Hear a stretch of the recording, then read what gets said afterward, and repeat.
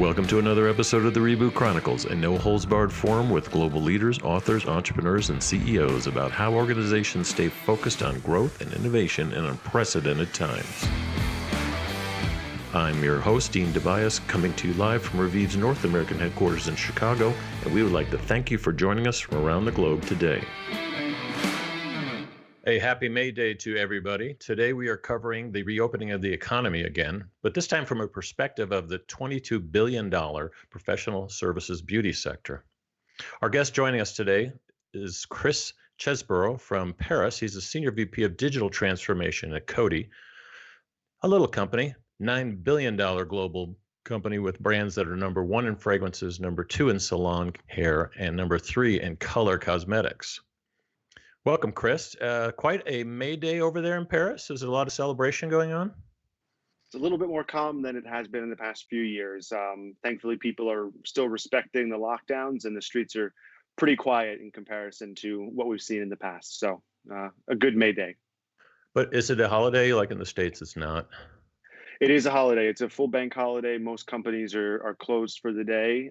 So most people are going to be at home or getting a little bit of shopping done. But a lot of the stores and a lot of the grocery stores and things like that are closed today as well. So it's a pretty big deal here in France. Yes, of course. Sure. Yeah. Well, let's jump into some stats. There's last time I checked, over 1 million salons in the United States, over 3 million globally. And with the exception of China, which we covered this week, 90% of those 3 million salons are still closed around the world. And in 2020, Coty has been pivoting with plans to kind of help the salon industry survive and reopen and then hopefully resume services around the world. So I'm wondering, Chris, your professional beauty business does approximately, I checked, $2 billion in annual revenues, just your group alone. That's a lot of product. Why don't you tell us about the business a little bit, just to get us kicked off? Sure. So the majority of our business is, as you said, transacted through salons with the hairdressers and the stylists and the salon owners who are helping consumers transform their hair every single day. So the shutdown has really impacted that industry quite significantly. One of the more significant industries, I would say, that's been impacted. So it's been a challenging couple of months, for us. And once we were able to ensure the safety of all of our employees and all the associates that we have worldwide, of course, the next logical place for us to pay attention to is how are we supporting the salon owners and the hairdressers out there. And the philosophy that we're really taking is there are thousands, hundreds of little actions that we can take with all of those customers that add up to one big massive impact. So, we serve around 250,000 hairdressers and salons and nail salons worldwide. And our objective is to touch as many of them with help in terms of how to access the different government programs to support employees in markets, especially in Europe, helping them set up virtual e-commerce storefronts to be able to sell products to consumers directly.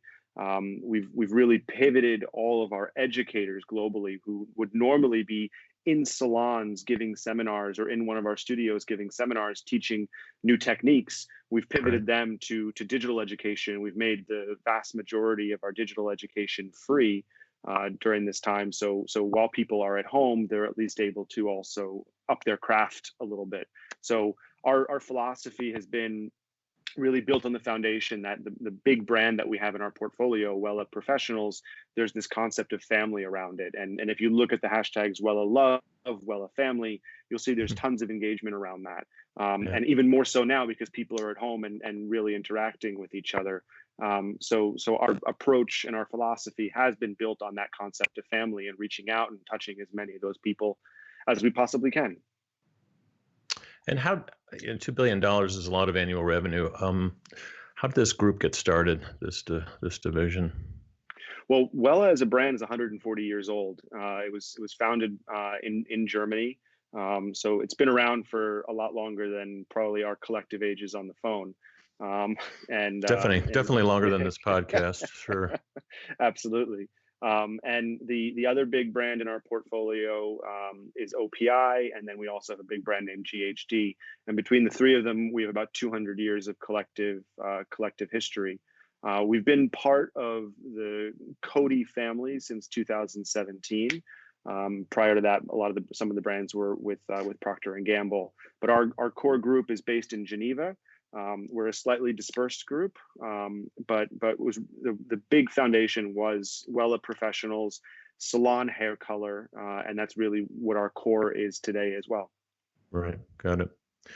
So looking ahead, it's nice that you pivoted during the crisis and have really helped out a lot of your partners in your channel distribution networks. Many Yep. big brands, a lot of big brands have stepped up and done that, but not all of them. So Yes. that's good to see.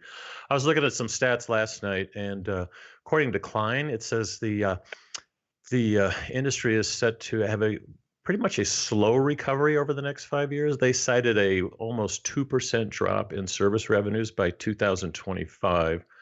Right. That seemed a little, I don't know, a little rough. What are your Yeah. thoughts on that number? My personal perspective is that it's probably a little conservative. I don't believe that we're going to take that long to recover. In the markets that are starting to open back up, Switzerland and Austria opened up earlier this week. Germany is opening next week. The week after, France is opening up. We're hearing most likely beginning of June for the UK. China's back to 90% plus capacity, and demand is there. People are chomping at the bit to get into salons again. I heard you. They I heard you miss their can't get hairdressers. I heard you can't Yeah, get an appointment there. it's tough. I was supposed to go see the woman who cuts my hair tomorrow. The appointment got canceled, obviously, a couple weeks ago, and now I have no idea when I'm going to be able to see her again. Yeah. And I'm not going to do any trimming or anything like that while I'm at home. I'm going to stay with her and wait till I can go back and see Elodie again. But joking aside, the demand is there. You're seeing all sorts of memes on social media about people with letting their roots grow out. We have seen increases in consumption for at-home hair color products during this time. But in almost every market, and I haven't done this exhaustively, but anecdotally, there's a lot more demand than there is going to be supply in the first couple of months afterwards. So then it's really just about how are we supporting the salons and the hairdressers of continuing that demand. They come back in, they are able to create the best possible experience for their customers, because it's going to be different. They're not, especially in Western markets, they're not going to be used to having people with gloves and masks and things like that on. Right. So we have an obligation to help the hairdressers and the salon owners figure out how to make that experience as best as possible. So we make sure that we continue down the path of building a big business in the future and turning that 5 years into something much shorter. Right. Most of us probably don't know this, but this week apparently we celebrated Stylist Appreciation Day. Yes. But millions of us, including me, are like craving a haircut, or I've got a lot of friends that want to get like manicures and all that stuff again. So Yes. There's probably not much to celebrate. What did you guys do to do Stylist Appreciation Week here? So yesterday was Stylist Appreciation Day, and the focus was really on the community.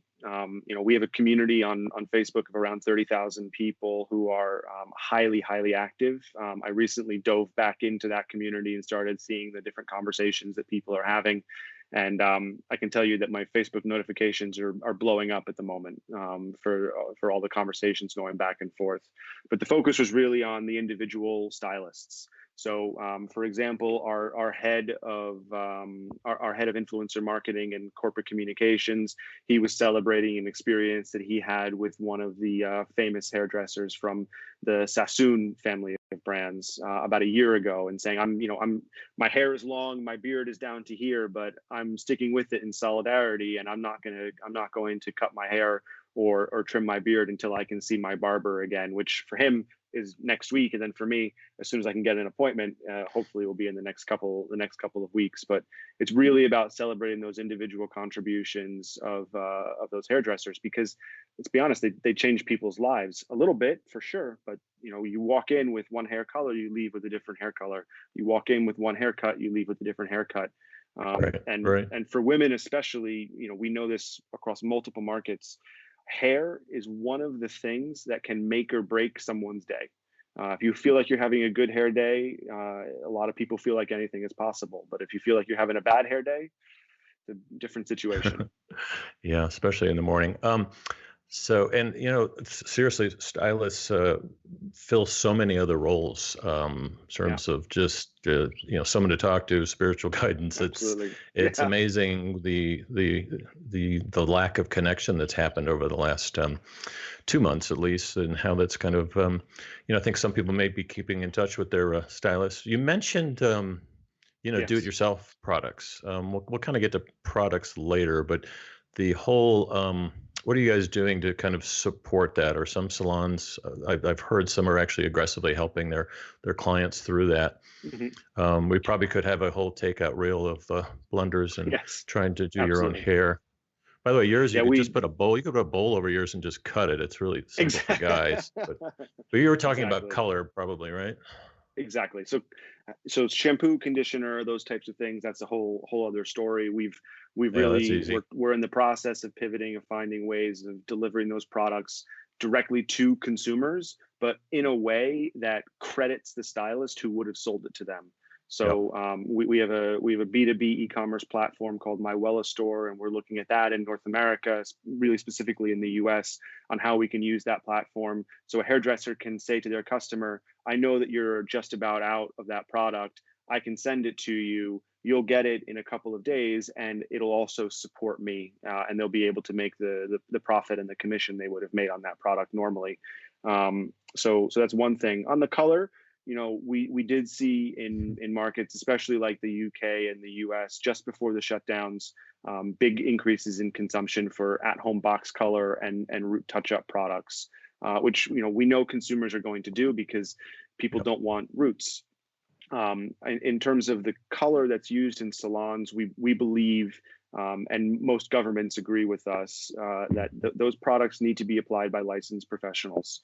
They have an oxidative agent that, if not used properly, there can be allergies and things like that. So we believe, not only from a safety perspective, but also for the best possible result, that those things should be done by a licensed professional.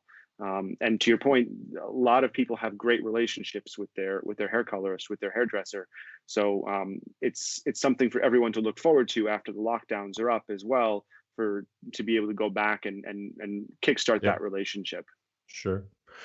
Yeah, I haven't looked at the data, but my guess is Sally, who distributes a lot of your products, usually to salons and such, has probably had a big spike in consumer purchasing. Would be my guess. One of our board members at Revive actually used to be on the board Huh. of that company. So I assume you Right. supply them as well. That's one of your channels, right? Absolutely. Absolutely. Yeah, they're one of our biggest customers.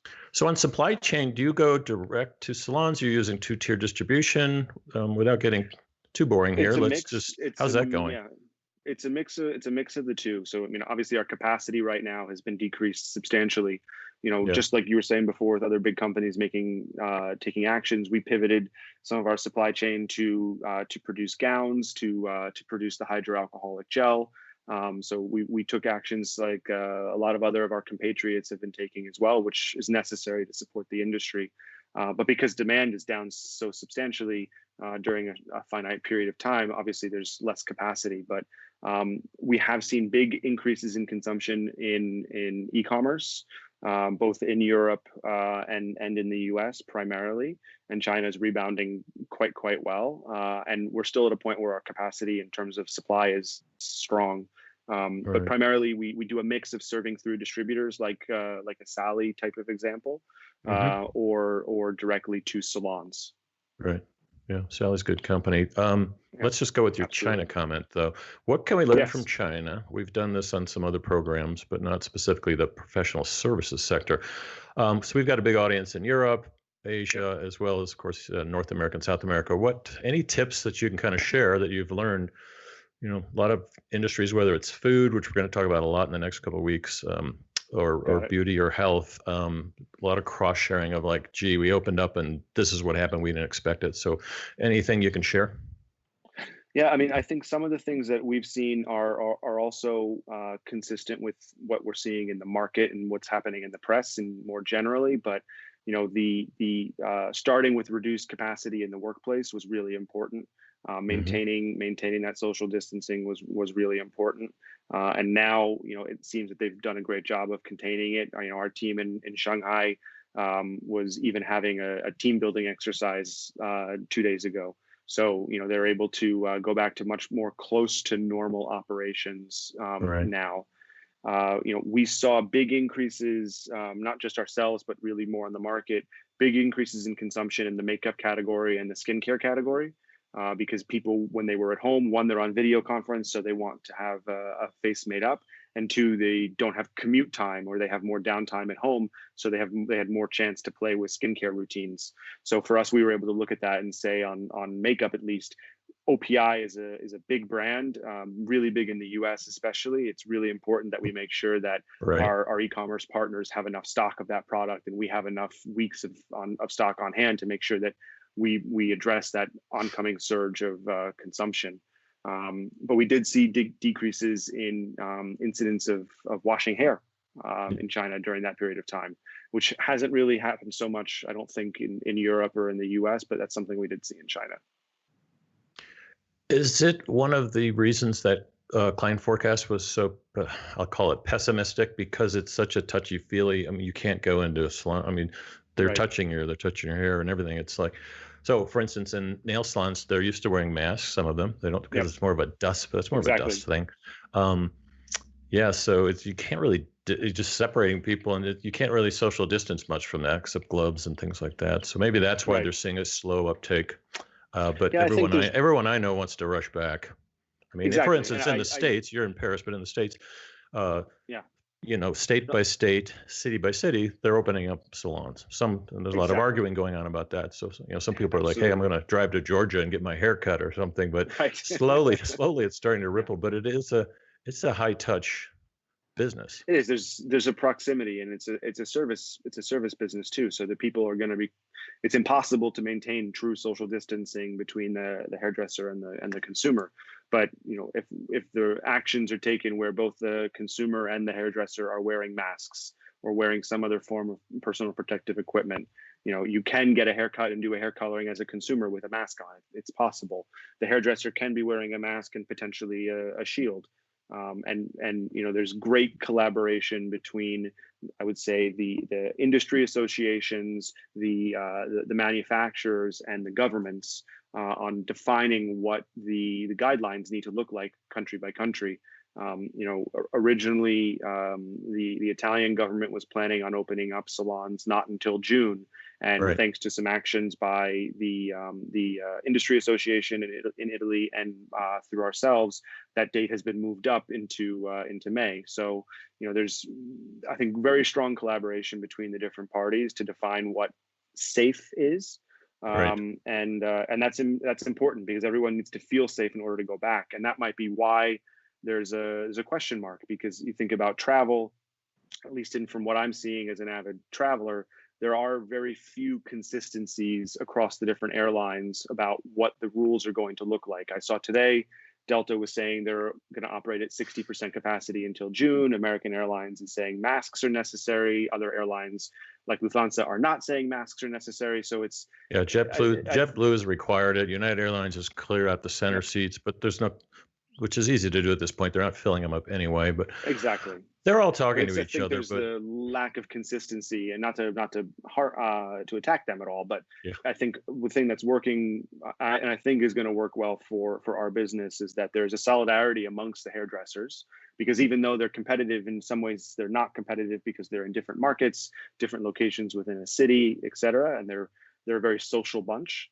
yes, So I think the consistency will help us, and will help us open a little bit more quickly. We're not going to be back yeah, to 100% capacity day one, but I think we'll be able to roll back pretty quickly.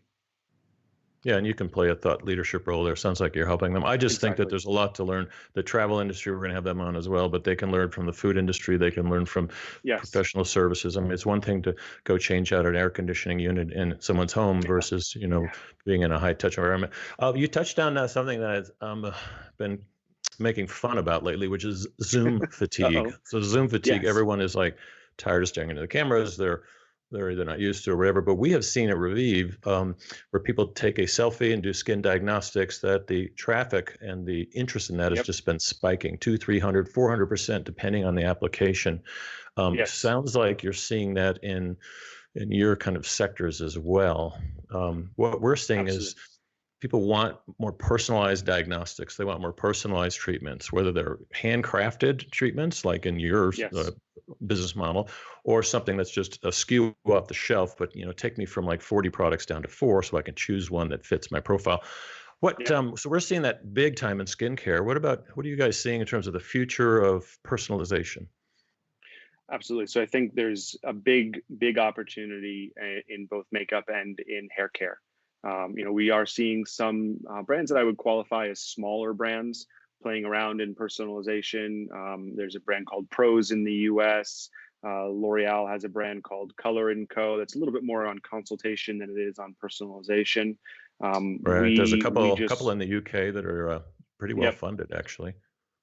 Exactly. So I think there's an opportunity there because everyone's hair is a little bit different. There are archetypes, but everyone's hair is a little bit different. But importantly, environmental factors are very different depending on where you are. So the Exactly. impact of UV, the impact of pollution, the impact of weather, the impact of are you a swimmer and you're swimming every morning? All of those things add up to a need for personalization in terms of the formula. And I think the biggest thing is no one's really done it at scale yet. And I'm a firm believer that moments like this in the world, they don't necessarily create entirely new trends, but they accelerate existing trends.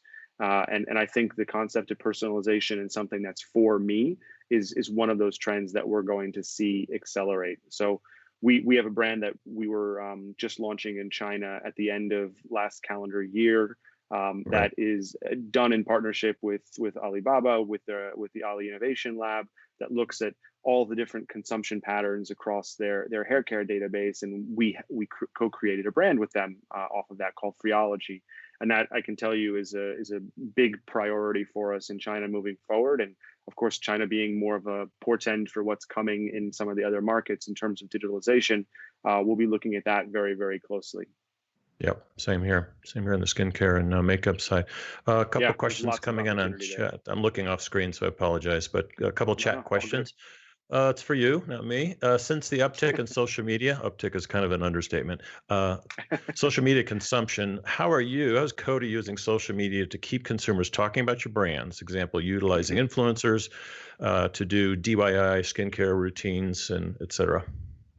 So on the skincare piece, I won't, I can't address because that falls under something under a different team. But Yeah, under our maybe that community, one was for me. I don't know, but yeah. go ahead.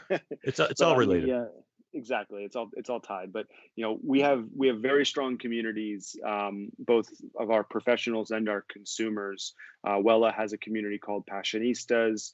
OPI has a Manny community. And these are Our pro-based, right? they're a mix. They're a Oh, they are. mix. Okay. So So consumers and pros. exactly, Good. That's good. I exactly. like So it's a that. mixture of both. They're communities that we've been engaging with for years now.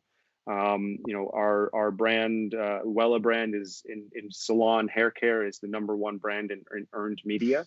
Same thing for OPI in the nail world. So our engagement with those communities has been around for a while, and I can tell you we've upticked it significantly. Like my point about our Facebook group for Wella earlier, because we have these educators I was mentioning. They're also Yeah. very social people. And they're the Very. ones that they qualify, I would say, as the micro influencers. A lot of them have 4, 5, 10,000 followers on their different platforms. So they're not huge types of folks, but they have strong engaged communities, and they typically have higher engagement levels. So we've really been working with them to dive into those communities and hosting daily webinars for the hairdressers to keep them up to date on what's happening with the business, what efforts we're taking to work with the governments on reopening, things like that. So we've definitely upticked our focus on that, and I think that's going to be something that's lasting coming out of the crisis. A shift to more digital education, a shift to more digital engagement. We're able to touch more people. We're able to interact with more people. It doesn't mean that the face-to-face is going to go away, Right. at least longer term, but at least for the next 4, 6, 9 months, there's going to be question marks about how much face-to-face time we can have. maybe longer than that, but at least for the foreseeable future. But we haven't seen decreases in engagement or decreases in the effectiveness of those educations. No, Those I think education they've gone. seminars. Yeah, I'll answer the question too. I think they have gone up, not Yeah. just because consumers have more time. You can't abuse their time. People are No. on tight schedules. That's why this podcast for years has only been a half an hour. Because it's like get Right. in, get out, tell me what I need to know. What we see in skincare, just to answer it, is Revive is a powered by brand. So we're powering the largest retailers, brands, and digital e-commerce providers out there. So it's really what are they doing in social media, and I'm seeing engagement off the charts. There's some companies that have always done it well, like Ulta Beauty is really good at kind of getting that connected tissue going with consumers, whether they're a customer or not. A lot of the Chinese brands and retailers obviously are way ahead of the curve because the social influence there is so much. But the trend we are seeing is that is going to continue to trend up, and the percentage of digital purchases in the United States is going to go, from under 15%, that's like total GDP, all the way into, eventually up to 50% over maybe the next 5-6 years. And personalization, diagnostics, people want to get quick information so they can quickly kind of understand what it is that they need to buy. And to your other point, it's not one of the things we always remind retailers and brands is like the ultimate goal is not always getting someone to a shopping cart. It's everything you just said: education, information, applications. What do I do after I buy something? That is an incredibly strong conversation to continue to have with the consumer before, during, and after a purchase. Yeah, that service ecosystem is critical, and I'm glad you mentioned. Well, you Ulta. guys know it really well. I mean, that's why we're talking about this segment. It's not just about your sector. It's like I really believe that so many other sectors can learn from the professional. I'll just call it professional services. You're one sector of professional service, and in the United States, they're starting to figure that out. It's like no one ever used to talk about salons. That's all they're talking about now. Well, when are they gonna open that, and tattoo parlors? I'm not sure what the priority stack is there, but I'd probably go to the salon first. I would say we're gonna choose the salon from our side. You're not getting into tattoo products? It's funny you mentioned mentioned Ulta and personalization, because it's one of the retailers that we're partnering with in the States we have a product called Color DJ, which is essentially a 3D printer for a conditioning hair mask that helps extend the life of color in between salon visits. It's called a glossing treatment. We have it live in a beta format in a couple of markets here in Europe, but we're just doing the same now with Ulta in the US. So, personalization, when you're in an Ulta, it's a good step. Right. If I had the rest of your senior leadership team in the room, what would they be saying in terms of your growth prospects? What are you going to get into next? So tattoos, apparently, no, you're not doing ink and stuff like that. I thought it was related, ink. Never mind. Yeah, without signing an NDA over here, what are you thinking about? Our business is very heavily focused on in-salon hair color. I think we have a lot of opportunity, especially as we map ourselves versus our competitive set, to drive growth in hair care, and especially in premium hair care. The hair care market overall is the biggest category in beauty, but that includes brands that are $3, $4, $5 and brands that are $40. Right. So it's a very big spread. But a lot of 99 premium cents. Exactly. The 4 for 1 type of things. But that's not where we want to play, and that's not where we have equity. We have equity with credentialed products that have a stamp of approval from a salon. And this is a balance that we need to play, because our commitment is to support our partners in salons, but also the consumers that they serve. So we've done this so far in a way where we're able to fully respect the work that we're doing with the salons, but then there are sometimes new brands that can come out that can help us drive growth in the care segment even more so as well. Chris, I really appreciate you coming on today. And any parting thoughts about what you see in terms of the salon business coming out of the pandemic, and any words of wisdom to leave us on? Absolutely. Don't underestimate the impact of multiple small actions. Sometimes you don't need a $1 trillion spending bill to turn around an economy or change an individual salon or individual hairdresser. Sometimes it's a combination of a number of small individual actions that add up to a much bigger impact, and that's really something I believe in. Perfect. Appreciate it. Appreciate you Thank joining you. us on a holiday too. Everybody, join us next time where we're going to have CEO Naveen Jain is going to be on to discuss the future of health and how do we make illness optional. And we'll also talk about things like flying to the moon. So till then, cheers. Thanks, Chris. Thank you very much, Dean. Thank you, everyone.